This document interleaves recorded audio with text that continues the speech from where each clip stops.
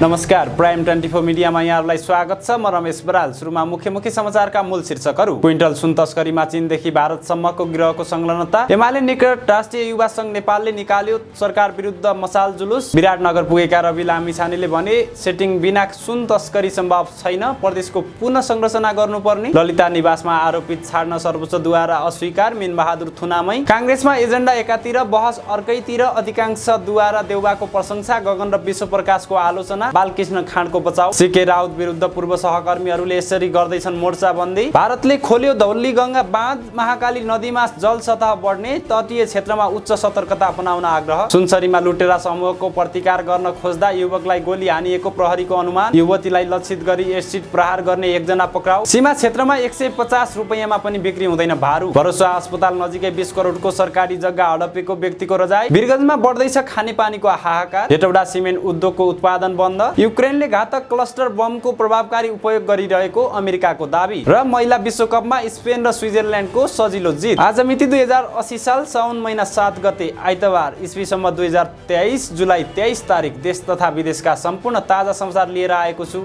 अन्तिम समय हेरेर साथ दिनुहोला। अब समाचार विस्तारमा।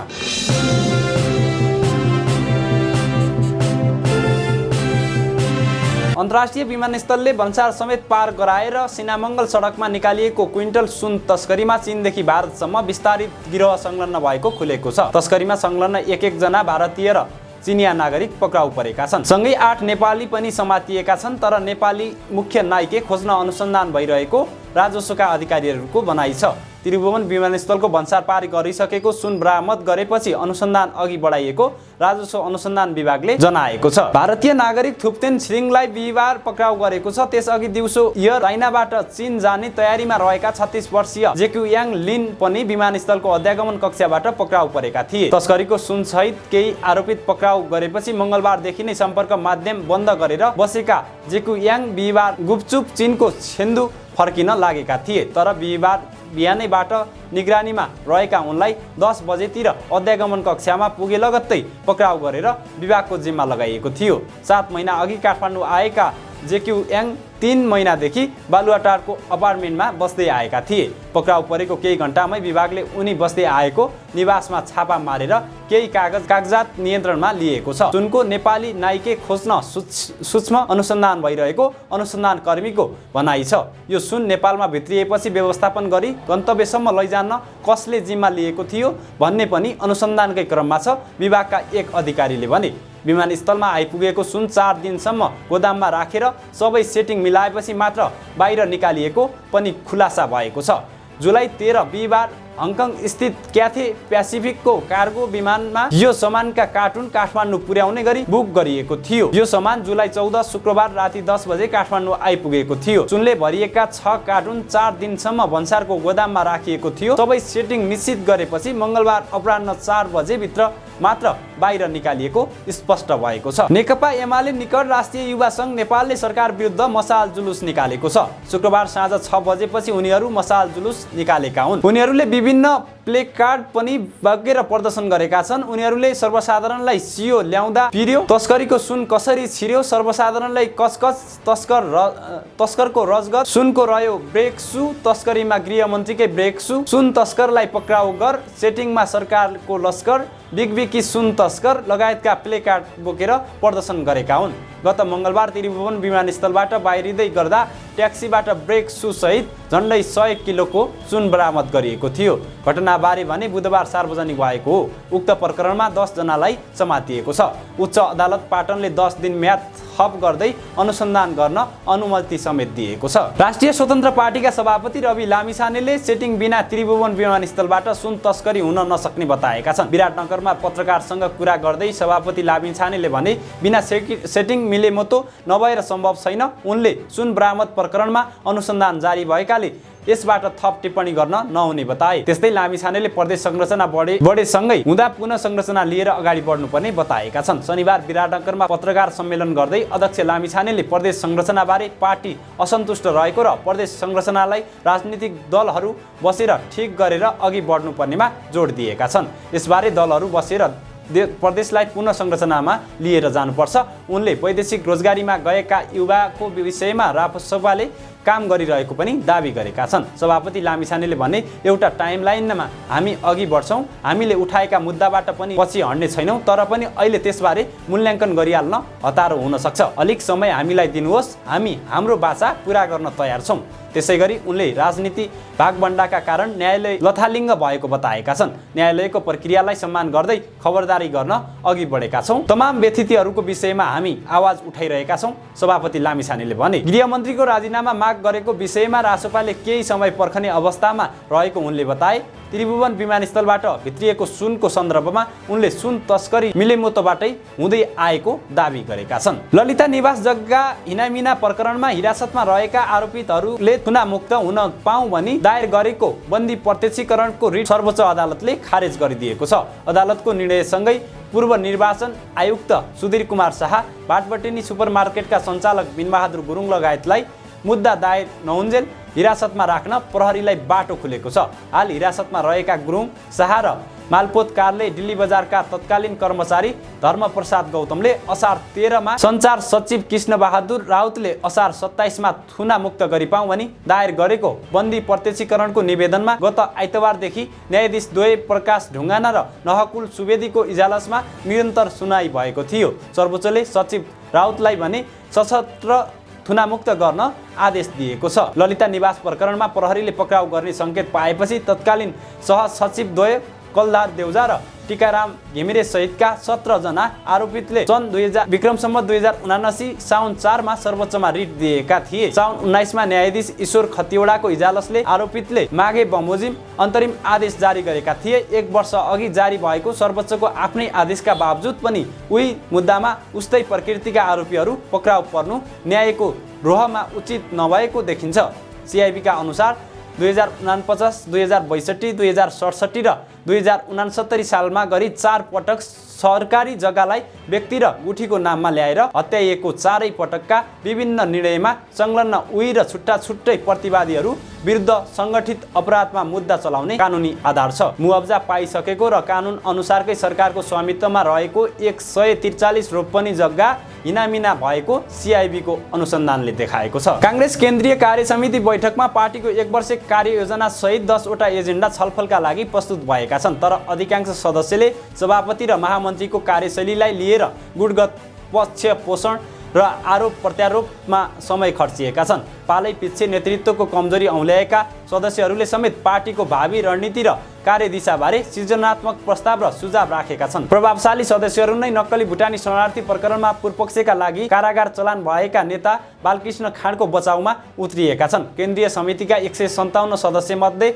शुक्रबार थप 33 जनाले धारणा राखे। अधिकांशले सभापति देउवाको नेतृत्वमा स्थानीय तहदेखि केन्द्रीयसम्म पार्टी विजयी भएको, गुमिसकेको सत्ता फर्काएको र पार्टीमा सबैलाई समेटेर लैजान सकेको भन्दै प्रशंसा गरेका थिए। त्यस्तै मन्त्री द्वय थापा र शर्मासहित युवा नेताले सामाजिक सञ्जाल मार्फत पार्टी सभापतिका विषयमा जथाभावी बोलेर सभापतिलाई कमजोर बनाउन भूमिका खेलेको आरोप लगाएका थिए। पूर्व उपसभापति गोपाल मान श्रेष्ठले खाँडलाई भ्रष्टाचार मुद्दामा पक्राउ गर्नु पूर्व नै पार्टीले जोगाउन नसकेकामा प्रश्न गरेका छन्। केन्द्रीय सदस्य मीन विश्वकर्माले भ्रष्टाचार प्रकरणमा थुनामा रहेका खाँड काङ्ग्रेसको सदस्य भएको हिसाबले उनको पक्षमा वकालत र संरक्षण गर्नुपर्ने बताए। केन्द्रीय सदस्य पुष्पा भूषालले सभापति देउवाले गठबन्धन गर्ने निर्णय गरेर पार्टीका पक्षमा राम्रो निर्णय गरेको भन्दै प्रशंसा गरिन्। केन्द्रीय सदस्य अजय कुमार चौरासियाले पार्टीमा एउटै लिङ्ग, जाति र वर्गको वर्चस्व कायम रहेसम्म संगठन मजबुत नहुने दाबी गरेका छन्। पार्टीमा सबैलाई समान अवसर छैन, नेतृत्वलाई जे पायो त्यही बोल्न फुर्सद छैन, तर तपाईहरू मधेसी, दलित, महिला र सीमान्तकृतको पक्षमा केही बोल्नुहुन्न,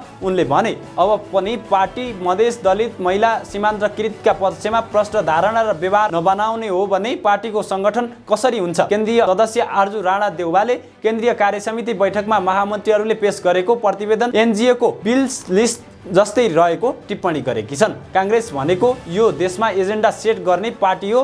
नेपालको अर्थतन्त्र कस्तो हुने, समाजलाई कता लैजाने, राजनीतिलाई कुन दिशातिर लैजाने भन्ने एजेन्डा सेटिङ गर्ने पार्टी हो। तर यसपटक महामन्त्रीहरूको प्रतिवेदनमा देशलाई दूरगामी असर राख्ने त्यस्ता एजेन्डा देखिएनन्। उनले भनिन्, महामन्त्रीहरूको प्रतिवेदन चाहिँ एउटा राजनीतिक दस्तावेज हुन्छ होला भन्ने सोचेको थिएँ, तर उहाँहरूले ल्याउनु भएको प्रस्ताव राजनैतिक दस्तावेज भन्दा पनि एउटा एनजिओ को बिल लिस्ट जस्तो लागेको बताउनु भएको छ। जनमत पार्टीका अध्यक्ष डाक्टर सीके राउतबाट अलग भएका नेता तथा कार्यकर्ताहरू एकजुट हुँदैछन्। राउतलाई काउन्टर दिने गरी उनीहरू अगाडि बढिरहेका छन्। एक मध्य प्रदेश समानुपातिक निर्वाचन प्रणाली, राज्यका हरेक निकायमा समानुपातिक प्रतिनिधित्व, सेनामा सामूहिक प्रवेश, रोजगारी सिर्जना लगायतका एजेन्डा अगाडि सारेर उनीहरूले तयारी थालेका हुन्। सीके राउतबाट अलग भएर स्वाधीन मधेस अभियान चलाइरहेका कैलाश महतो, राष्ट्रिय स्वतन्त्र पार्टी चलाइरहेका इफ्रान अहमद शेख, नागरिक कर्जा मुक्त अभियान चलाइरहेका अशेश्वर कामत, मधेस एकता समाजका डाक्टर रविन्द्र यादव लगायत नेताहरू सङ्गठित हुन थालेका हुन्।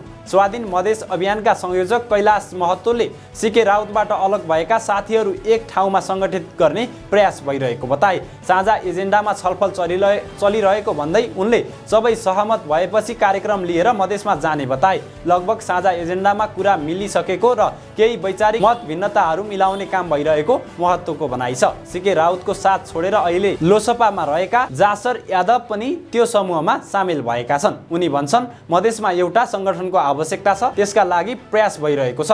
सीके राउतजीले जे एजेन्डाका साथ आन्दोलनलाई अगाडि बढाउनु भएको थियो त्यो एजेन्डा छाडेर सरकारवादी बन्नु भएको छ। मधेसमा अहिले भ्याकुम छ, त्यसका लागि गहन छलफल भइरहेको छ। सीके राउतले मधेसी जनताले देखाएको धेरै सपना पूरा गर्न नसकेको दाबी गर्दै नेता यादवले अब पुराना नेता तथा कार्यकर्ताहरू सङ्गठित भएर जनतासँग सुझाव लिन जाने तयारीमा रहेको बताए। विदेशमा रहेका सीके राउतका कार्यकर्ताहरूसँग सम्पर्क बनाउने काम भइरहेको पनि उनको भनाइ छ। जनमतमा रहेका कतिपय असन्तुष्ट नेताहरू पनि आफूहरूको सम्पर्कमा रहेको दाबी उनले गरे, तर नेताहरूको नाम कहिल्यै खुलाउन चाहेनन्। पछिल्लो समय जनमत पार्टीले बनाएको केन्द्रीय समितिका कारण पनि पार्टीमा असन्तुष्टि बढेको छ। नयाँलाई ठाउँ दिएको र पुरानालाई किनारा लगाएको भन्दै नेताहरू असन्तुष्ट भएका छन्। भारतको उत्तराखण्ड प्रदेश पिथौरागढ जिल्लामा रहेको धौलीगङ्गा जलविद्युत आयोजनाको बाँध खोलिएको छ। आज बिहान 5 बजेदेखि बाँध खोलिएको बैतडीका प्रमुख जिल्ला अधिकारी सुरेश पन्थीले जानकारी दिए। NHPC limited Dhauliganga power station Darchula Pithoragarh भारतले साउन 6 गते बिहान 5 बजेदेखि बेलुका 8 बजेसम्म फ्लसिङ सरसफाइको काम हुने भएकाले बाँध खोलिने बारे यस अघि नै पत्राचार गरेको थियो। बाँध खोलेपछि महाकालीको नदीमा जलस्तर बढ्ने भएकाले सतर्क रहन आग्रह गरिएको छ। बैतडीका प्रमुख जिल्ला अधिकारी पन्थीले यसपटक 15 घण्टा बाँध खोलिने भएकाले महाकाली नदीको जलसतह तुलनात्मक रूपमा बढ्ने अनुमान गरिएको जानकारी दिए। यद्यपि जलसतहबारे बिहान 10 बजे मात्रै थाहा हुने उनले बताएका छन्। यसअघि असार 26 गते पनि उक्त परियोजनाको बाँध खोलिएको थियो। त्यति बेला पनि महाकाली नदीको जलसतह बढेको थियो। यसपालि अलि धेरै बेर खोलिने भएकाले बढी नै जोखिम रहन्छ, प्रमुख जिल्ला अधिकारी पन्थीले भने। बाँध खोलिने भएपछि महाकाली नदीको तटीय क्षेत्रमा उच्च सतर्कता अपनाउनका लागि आग्रह गरिएको छ। जिल्लाभरका प्रत्येक वडा कार्यालयहरूमा फोन र एसएमएस मार्फत सतर्क रहन भनिएको र नदीको तटीय क्षेत्रमा रहेका बस्तीहरू खाली गराइएको उनले बताए। धौलीगङ्गा बाँध खोलिँदा बैतडीमा भन्दा दार्चुलाका भूभाग जोखिममा पर्छन्, दार्चुलाका प्रमुख जिल्ला अधिकारी किरण जोशीले बताए। अहिलेसम्म कुनै पनि क्षति र जोखिमको जानकारी नआएको र अहिले जलसतह खतराको तहमुनि नै रहेको उनले जानकारी दिए। बाँध खोलिने पत्र प्राप्त गरेपछि दार्चुला प्रशासनले पनि सबैलाई सतर्क रहन आग्रह गरेको थियो। बाँध खोलिनुभन्दा 4-5 दिन अघि नै पत्र आउँछ, त्यस अनुसार हामी सबैलाई जानकारी गराउँछौँ, प्रमुख जिल्ला अधिकारी जोशीले भने। त्यसअघि बाँध खोलिएको असार 26 गते पनि क्षति नभएको उनले बताए। महाकालीको दार्चुला भेगको तटीय क्षेत्रमा त्यति बसोबास नरहेको र जोखिम धेरै नभएको प्रमुख जिल्ला अधिकारी जोशीले जानकारी दिए। सुनसरीमा गोली हानेर एकजना युवकको हत्या लुटेरा समूहले गरेको प्रहरीको प्रारम्भिक अनुसन्धानमा देखिएको छ। शुक्रबार साँझ 5:30 बजे इटहरी उपमहानगरपालिका 20 सेउती पुल नजिकै एक युवकले गोली हानेर हत्या भएको थियो। विराटनगर महानगरपालिका 5 का 28 वर्षीय रोहित चौधरीको गोली हानेर हत्या भएको। उनी र अर्का एकजना युवती साथी तमोर पुगेर मोटरसाइकलमा विराटनगर फर्किँदै थिए। इटहरी धरान सडक खण्डको बीच जंगलमा पुगेपछि उनीहरू पानी खान रोकिएका थिए। त्यसैबीच 3 जना पुरुष जंगलबाट आएको जिल्ला प्रहरी कार्यालयका डीएसपी राजकुमार राईले जानकारी दिए। डीएसपी राईका अनुसार 3 जना पुरुषले खुकुरी र पिस्तोल बोकेका थिए। उनीहरूले ती युवतीले लगाएको सुनका गहना लुट्ने प्रयास गरे, तर चौधरीले त्यसको प्रतिकार गरेका थिए। लुटेरा समूहले सुन लुट्न खोजेको देखिन्छ। युवकले प्रतिकार गरेपछि लुटेरा समूहले गोली हानेको देखिन्छ। डीएसपी राईले भने चौधरीको दाहिने कुममा गोली लागेको थियो। युवती सकुशल छिन्। गोली हानेपछि लुटेरा समूह जंगल पसेर भागेको डीएसपी राईले बताए। युवतीलाई केही नभएको घटनापछि हारगुहार गरी एम्बुलेन्स बोलाएर युवकलाई अस्पतालमा पुर्याएको थियो। उनले भने चौधरीको धरान स्थित बीपी कोइराला स्वास्थ्य विज्ञान प्रतिष्ठानमा उपचारको क्रममा मृत्यु भएको। प्रहरीले हत्यामा संलग्न व्यक्तिहरूको खोजी गरिरहेको छ। युवतीलाई लक्षित गरी एसिड प्रहार गर्ने एकजना व्यक्ति पक्राउ परेका छन्। शुक्रबार साँझ सुर्खेतको वीरेन्द्रनगर नगरपालिका 14 मैकल बजार नजिकै युवतीलाई लक्षित गरी एसिड प्रहार गर्न खोज्ने वीरेन्द्रनगर 14 का 16 वर्षीय आशिष सुनारलाई पक्राउ गरिएको हो। बेलुका 5 बजेतिर वीरेन्द्रनगर नगरपालिका 14 को मैकल बजार नजिक ब्राहताल गाउँपालिका 10 की अन्दाजी 17 वर्षकी सोभिता बुढालाई उनले एसिड प्रहार गर्न खोजेको जिल्ला प्रहरी कार्यालय सुर्खेतका प्रवक्ता प्रहरी नायब उपरीक्षक लक्ष्मण साईले जानकारी दिए। उक्त एसिड युवतीलाई हान्न खोजिएपछि निजलाई नलागेर सोही ठाउँका नेत्रबहादुर साईको बायाँ हातमा लागेर घाइते भएका छन्। घाइतेको उपचार भइरहेको डीएसपी साईले भने। प्रत्यक्षदर्शीले जानकारी गराएपछि प्रहरीले चौकी बाङ्गे सिमलबाट गएको टोलीले पौने 6 बजे एकजना युवकलाई पक्राउ गरेको छ। उनका अनुसार एसिड प्रहार गर्ने पक्षमा अर्का युवा पनि थिए। उनको खोजी भइरहेको प्रहरीले जनाएको छ। नेपालले 1 फागुन 2049 सालदेखि भारतीय रुपैयाँ 100 को विनिमय दर 160 रुपैयाँ राखेको थियो। विगत मङ्सिरदेखि भने भारतीय सीमा नाकामा 100 भारतीय मुद्रा भारू साट्दा 150 देखि 155 रुपैयाँसम्म मात्र पाइरहेका छन्। पछिल्लो समय 100 भारूलाई 150 रुपैयाँ तिर्न समेत व्यवसायीहरू चाहिरहेका छैनन्। मुद्रा कमजोर भएर सटैमा समस्या भएपछि भारू लिएर हिँड्दा समेत डराउन थालेका छन्। सीमा नाकामा भारतीय मुद्रा कमजोर भएको विषयले संसदीय समितिमा पनि चर्चा पाएको छ। बिहिबारको अर्थ समिति बैठकमा केही सांसदहरूले यसमा सहजीकरण गर्न राष्ट्र बैंकलाई सुझाएका छन्। अहिले सीमा नाकामा नेपाली मुद्रा भन्दा भारू कमजोर हुँदा विभिन्न चर्काचर्की भइरहेको छ। नेपालको व्यापारमा अहिले पनि भारतको हिस्सा 60% हाराहारी छ। स्थिर विनिमय दर राख्दा नै धेरै फाइदा छ। त्यसबाहेक विनिमय दर चलाउने कुरा त्यत्तिकै हुँदैन। राष्ट्र बैंकका एक अधिकारीले भने यसका लागि अध्ययन गरेर नै निर्णय लिनुपर्ने उनले बताए। राष्ट्र बैंकका विदेशी विनिमय विभाग प्रमुख तथा कार्यकारी निर्देशक रामु पौडेलका अनुसार अहिले नेपालमा 100 भारू भन्दा माथिको नोट चल्दैनन्। 100 सम्मका भारू नोट सटैका लागि भने कुनै समस्या छैन। यसरी नोट साट्न आउनेलाई राष्ट्र बैंकले थप 0.7% कमिसन समेत दिने गरेको छ। राष्ट्र बैंकलाई नै भारूको आवश्यकता हुने भए पनि यसरी सहजै सटै नहुनुको मुख्य कारण भारतीय मुद्राको अवैध स्रोत नै हो। तर अहिले पहिलो पटक यसरी भारतीय मुद्राको भाउ घटेको छ। वैदेशिक रोजगारीमा रहेका नेपालीबाटै भारतीयले डलर खरिद गर्ने र त्यहाँ हुन्डी मार्फत कारोबार मिलाउने नेपालबाट अनौपचारिक रूपमा भारततर्फ सुन तस्करी लगायत कारणले यस्तो भएको हुनुपर्छ। संरचना बनाएर भाडा असुल्दै आएको उजुरी परेको छ। बलभद्र टोल विकास समितिले अतिक्रमित सार्वजनिक जग्गा संरक्षण गर्न काठमाडौँ महानगरपालिकाका मेयर बालेन्द्र शाहलाई निवेदन दिएको थियो। आचार्य परिवारले विगत 10 वर्षदेखि आधा रोपनी सरकारी प्रकृतिको जग्गा हडपेर मासिक 5 लाख बढी भाडा उठाउँदै आएका छन्। यो बदमासी रोक्न स्थानीयहरू एकजुट भएर लागि परेका हुन्। काठमाडौँ महानगरपालिकाका साबिक वडा नम्बर 10 सिट नम्बर 10211469 किता नम्बर 6869 र 388 मा रहेको 10 आना जग्गामा व्यक्ति विशेषले अनाधिकृत संरचना बनाएर भाडा खाइरहेका छन्। काठमाडौँ महानगरपालिका वडा नम्बर 31 मा स्थायी बसोबास गर्ने बसोबासी सरिता पौडेल लगायतले काठमाडौँ महानगरपालिकाले दिएको उजुरीमा उक्त जग्गा हालसम्म केही कसैको नाउँमा दर्ता श्रेष्ठता कायम नभएकाले सरकारी भएको दाबी छ। हालको बजार भाउको हिसाबले झन्डै 20 करोड पर्ने आचार्य थरका भूमाफियाले भाडामा लगाएर खाएको उजुरीमा उल्लेख छ। उनीहरूले सम्बन्धित निकायबाट स्वीकृति नलिई सरकारलाई बुझाउनु पर्ने कर राजस्व समेत नतिरी नबुझाइ 6 वटा सटर हाली चस्मा पसल स्टेसनरी फर्निचर शानदार मोमो लगायतलाई भाडामा दिएको पाइएको छ। स्थानीयले महानगरपालिकामा दिएको उजुरीमा आचार्य थरका भूमाफियाले 6 वटा सटरबाट मासिक 5 लाख रुपैयाँ भाडा उठाउँदै आएको दाबी गरिएको छ। नयाँ बानेश्वरको पुरानो व्हाइट हाउस कलेजसँगै बनेको उक्त अनाधिकृत संरचना हटाउन समेत समेत स्थानीयहरू काठमाडौँ महानगरपालिकामा पुगेको देखिन्छ। काठमाडौँ महानगरपालिका वडा नम्बर 31 कार्यालयले समेत ध्यान नदिएपछि स्थानीयहरू मेयर बालिन समक्ष पुगेका हुन्। काठमाडौँ महानगरपालिकाले भने अनाधिकृत संरचना बनाएर भाडामा खाइरहेको ठाउँमा 1-2 दिनभित्र स्थलगत अनुगमन गर्ने तयारी थालेको छ। लगातार बढेको गर्मीले वीरगञ्ज महानगरपालिकामा पानीको हाहाकार बढ्दै गएको छ। लगातार 40 देखि 45 डिग्रीसम्मको गर्मीले पानीका मुहान सुक्दै जाँदा खानेपानीको समस्या भएको स्थानीयहरूको भनाइ छ।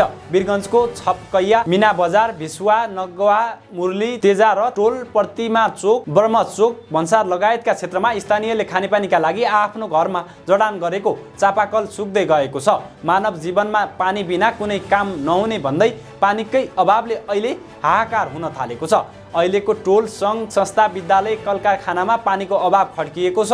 लामो समयदेखि खडेरीले पानीका मुहान सुक्न थाल्नुको साथै मोटर जल्ने तथा करेन्ट लाग्ने समेत हुन थालेको छ। महानगर क्षेत्रभित्र खानेपानीको हाहाकार देखिएपछि महानगरपालिकाले वीरगञ्जका विभिन्न स्थानमा खानेपानीका लागि ट्याङ्करबाटै पानी वितरण गरेको छ। जमिनको सतह मुनिबाट पानी तानेर ट्याङ्कीमा पानी सङ्कलन गरी वडाका बासिन्दालाई ट्याङ्करबाटै पानी वितरण गर्दै आएको महानगरपालिकाका प्रमुख प्रशासकीय अधिकृत लक्ष्मी प्रसाद पौडेल बताउँछन्। खानेपानीको समस्यालाई दृष्टिगत गरी महानगरपालिकाले अनाधिकृत रूपमा डिप बोरिङ जडान कार्य बन्द गर्न सूचना जारी गरेको छ। हेटौडा सिमेन्ट उद्योगमा सिमेन्ट उत्पादन बन्द भएको छ। उद्योगमा क्लिङ्करको सिमेन्ट उत्पादनका लागि आगो बाल्ने भट्टीको केही उपकरण बिग्रिएकाले बाध्यता बहस उत्पादन बन्द गर्नु परेको उद्योग व्यवस्थापनको महाशाखाले जनाएको छ। सो उद्योगमा अहिले पर्याप्त कोइलाको अभाव भएकाले पनि क्लिङ्कर उत्पादन गर्ने कार्यलाई तत्काल सञ्चालन गर्न कठिनाई भएको उद्योगका नायब प्रबन्धक नवीन कुमार कणले जानकारी दिए। उद्योगमा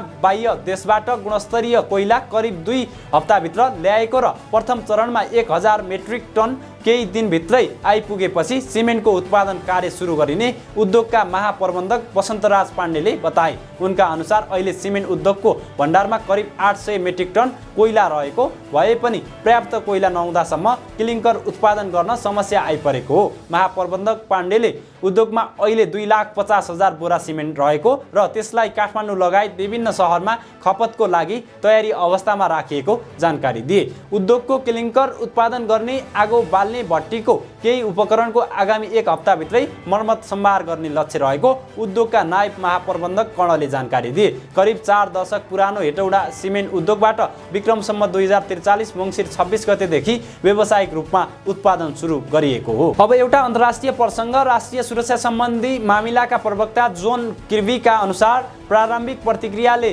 ती अस्त्रहरू रुस विरुद्धको कारबाही र प्रतिरक्षाका निम्ति प्रभावकारी ढङ्गमा प्रयोग भइरहेको देखाएको छ। क्लस्टर उपकरणले एकैपटकमा धेरै साना खालका बमहरू प्रहार गर्छ। त्यसले आम नागरिकहरूलाई निम्त्याउने जोखिमका कारण 100 भन्दा बढी देशहरूमा यसको प्रयोग प्रतिबन्ध छ। युक्रेनलाई सहयोग स्वरूप प्रदान गर्ने अस्त्रहरूको आपूर्ति बढाउन अमेरिका उसलाई क्लस्टर बम दिन सहमत भएको थियो। युक्रेनले ती बमहरू रुसी शत्रु सैनिकहरूको शक्ति निस्तेज पार्न मात्र प्रयोग गर्ने प्रतिबद्धता जनाएको छ।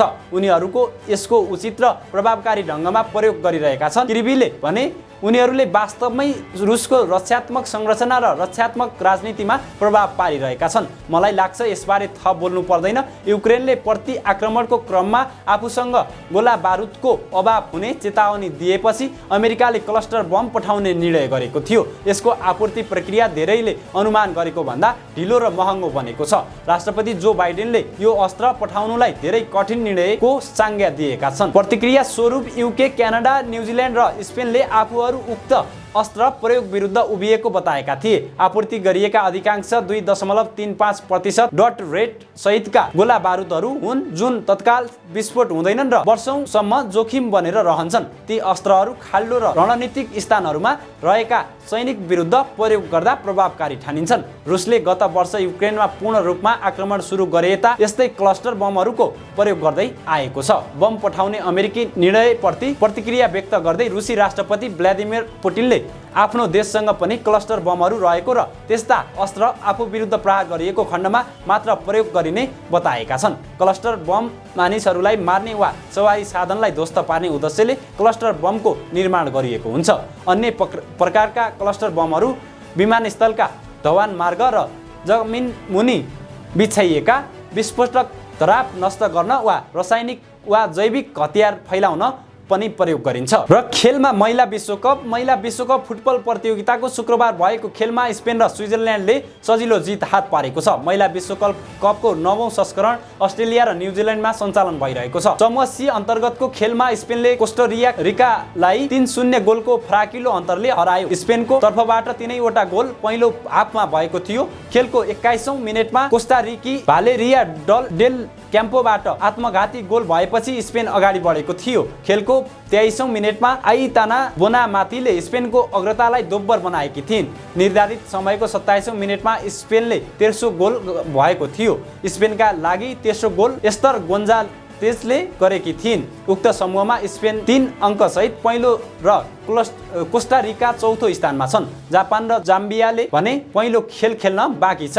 अर्को खेलमा स्विजरल्यान्डले फिलिपिन्सलाई 2-0 गोलले हरायो। समूह ए को उक्त खेलमा स्विजरल्यान्डका लागि 44औं मिनेटमा रोमाना बासम्यानले पेनाल्टी मार्फत पहिलो गोल गरिन्। निर्धारित समयको 64औं मिनेटमा सेराइना सेब्रिनले टोलीका लागि दोस्रो गोल गरेकी थिइन्। उक्त समूहमा चारैवटा टोलीले आफ्नो पहिलो खेल खेलिसकेका छन्। 3 अङ्कसहित स्विजरल्यान्ड पहिलो स्थानमा छ। पहिलो खेलमा सफलता हात पारेको आयोजक न्युजिल्यान्ड पनि 3 अङ्कसहित दोस्रो स्थानमा छ। पहिलो खेलमा पराजित टोली नर्वे तेस्रो र फिलिपिन्स चौथो स्थानमा कायम छन्। हवस् त आजका लागि सम्पूर्ण समाचारहरू अन्त्यसँगै हामीलाई बिदा दिनुहोस्। दैनिक ताजा खबर अपडेटका लागि हाम्रो यस युट्युब च्यानललाई सब्स्क्राइब गर्न र सँगै रहेको बेल आइकनलाई थिच्न पनि नभुल्नुहोला। यतिन्जेल हामीलाई हेरेर साथ दिनुभएकोमा यहाँहरूलाई धेरै धेरै धन्यवाद।